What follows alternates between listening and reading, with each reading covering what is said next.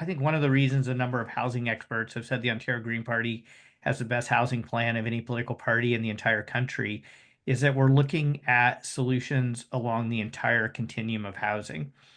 So, on the non-market side of things, our commitment to building 250,000 deeply affordable nonprofit co-op housing. But in addition to that, 60,000 permanent supportive housing with wraparound mental health, addictions, employment, and other supports and services, including 22,000 Indigenous-led permanent supportive housing, which would be critically important to addressing people who are experiencing homelessness because folks who are experiencing homelessness, some of those folks providing a roof over their head's not going to be the solution because their life isn't stabilized enough to maintain housing. So addressing the non-market side of things, but and a lot of that will primarily be rental housing.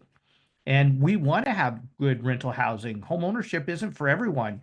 For some people, it could be lifestyle. For others, it could be maybe their job. Like, if you're only going to work somewhere for a year or two, it probably doesn't make sense to buy a house unless you're going to stay there long term. But we also want to make sure that home ownership's available to folks. And we have a whole generation of young folks in particular who the dream of home ownership is really becoming further and further away for them to realize. I mean, I have a 25-year-old daughter living in our basement.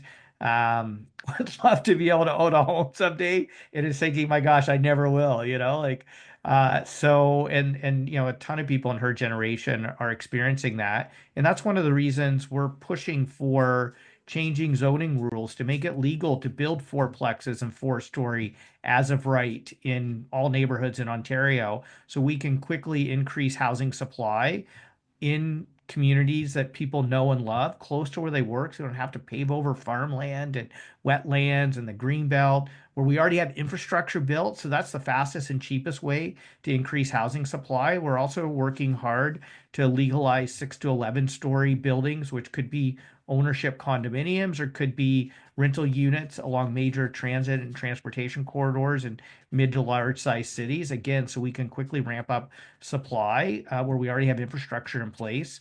And so those are the kinds of market solutions we need as well. And then we're also talking about lowering fees and taxes on starter homes